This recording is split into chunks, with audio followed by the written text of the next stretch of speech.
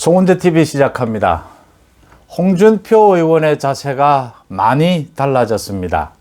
홍준표 의원이 오늘 매일경제와의 인터뷰에서 윤석열 후보가 이준석 사태를 마무리하면 곧 공식적으로 회동하기로 했다. 윤석열 후보를 도울 수 있을 것이다. 단 전제 조건이 있다. 선대위를 좀 슬림하게 개혁, 개편을 해야 한다.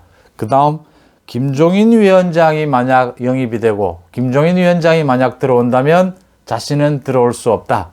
윤석열 후보 앞에 놓인 윤석열 후보가 생각하는 원팀 구성하기 위해서 안철수까지 이 퍼즐 게임 같은 이 모두를 어떻게 짜맞출 것이냐 굉장히 머리가 아파 보이는데, 홍준표 의원이 어쨌든 긴 시간, 한 달 가까운 시간이었지만 방황했다고 해야 하나요? 아니면 청년들과 많은 대화를 하면서 그동안 이해하지 못할 정치적인 제스처, 윤석열 후보에 대한 좀 불필요해 보이는 비판 계속하다가 이제는 자세를 바꿨다라고 하는 점은 일단 평가할 만합니다.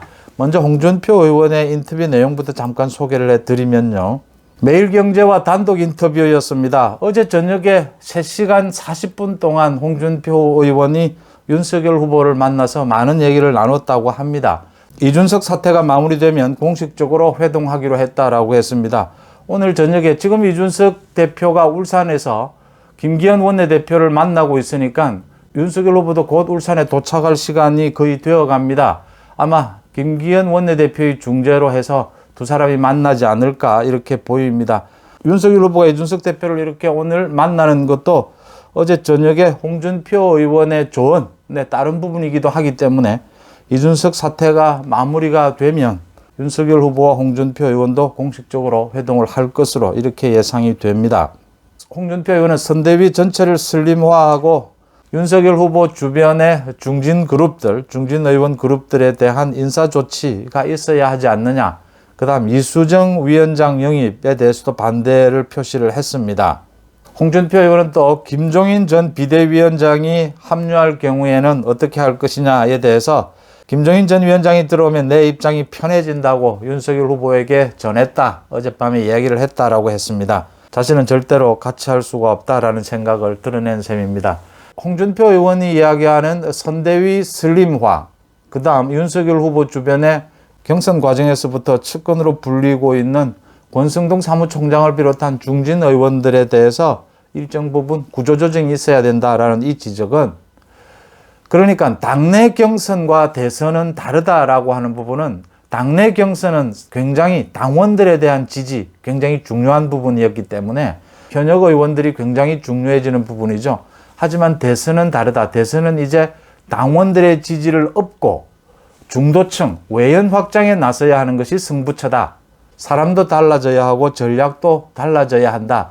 이 부분을 홍준표 의원이 지적하고 있는 겁니다. 지금 많은 사실은 당원들 사이에서는 홍준표 의원을 비롯해서 이준석, 김종인에 대한 거부감이 굉장히 심한 상태입니다.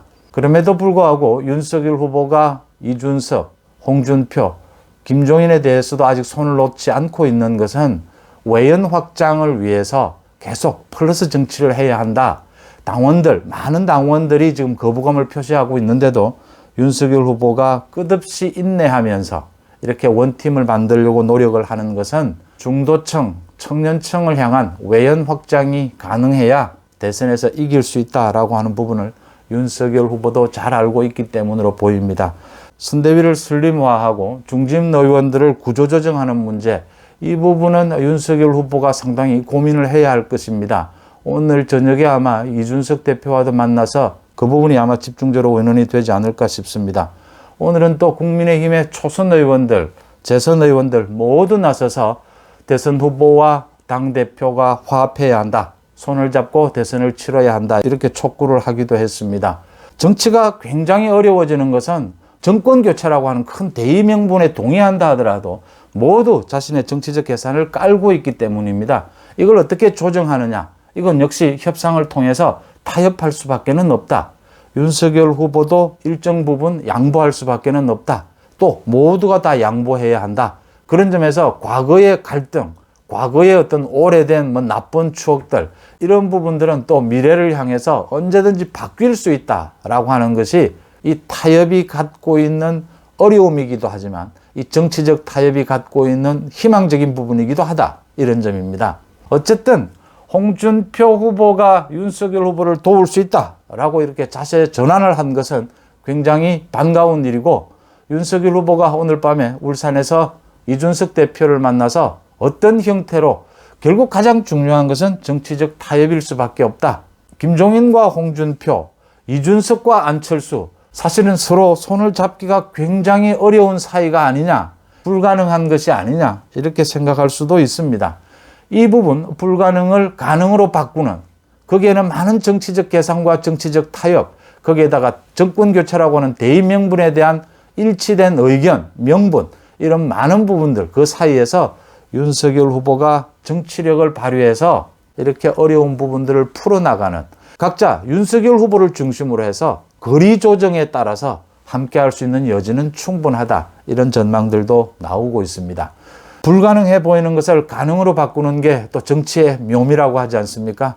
오늘 밤 윤석열과 이준석이 어떤 가능성을 보여줄지 한번 지켜보고 여러분들과 대화 나누도록 하겠습니다.